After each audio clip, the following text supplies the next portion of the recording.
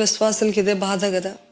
ఎంత మంచి చేయాలని ఆశపడుతున్నప్పటికీ నువ్వు తప్పు నువ్వు తప్పు నువ్వు తప్పు అని నేరారోపణ చేస్తున్నారు కదా. అసలు మీ వైపు నుండి మీ సైడ్ ఆఫ్ ద స్టోరీ తెలియకుండానే తీర్పులు తీర్చేస్తారు, బిడుదలు ఇచ్చేస్తారు.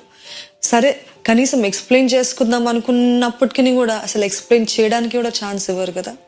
అట్లాంటి సమయంలో ఎంతో ఫ్రస్ట్రేషన్, ఎంతో వేదన, ఎంతో బాధ అవుతుంది కదా. ఎలాగ చెప్పుకోవాలి, ఎలాగ నిరూపించుకోవాలి, how do I prove myself అనే పరిస్థితులు ఉన్నారేమో. I'm telling you, you don't have to prove yourself. God is there. అపవాదికి ఒక పేరు ఉంది, అక్యూజర్ ఆఫ్ బ్రెథరన్ అని, అంటే నేరారోపణ చేసేవాడు. పద్దాక మీరు చేయనప్పటికీ కూడా చేశారు తప్పు తప్పు తప్పు అని నేరారోపణ చేస్తున్నారంటే అది వారు ఎవరి సంబంధియో మీకే అర్థం అవ్వాలి.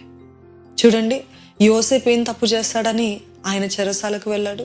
పరిశుద్ధంగా తను జీవించినందుకు ప్రతిఫలము చెరసాలన. పౌలు ఏం తప్పు చేస్తాడని చెరసాలకు వెళ్ళాడు. దెయ్యం పట్టిన అమ్మాయిని విడిపిస్తే ఆయనకి ఎవరు సన్మానం చేయలేదు, కానీ దెబ్బలతో ఆయనని బాధ పెట్టారు, హింసించారు. ఈరోజు మీరు అనుకుంటుండొచ్చు, నేను ఎంత మంచి చేస్తున్నా, ఎంత మంచి ఉద్దేశంతో చేస్తున్నా, నాకు కీడే వస్తుంది, నన్ను తప్పుగా అర్థం చేసుకున్నారు, ఎవ్రీబడి ఈజ్ మిస్అండర్స్టాండింగ్ మీ అని అనుకుంటున్నారేమో. కానీ remember, if your heart is right, God understands you.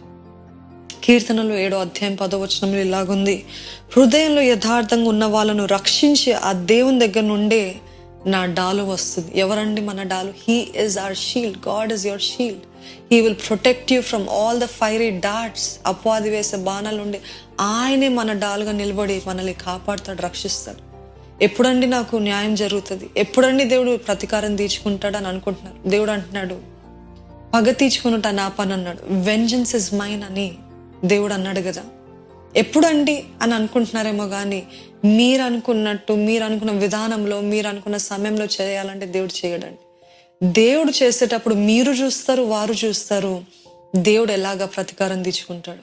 ఎవరైతే మీకు విరుద్ధంగా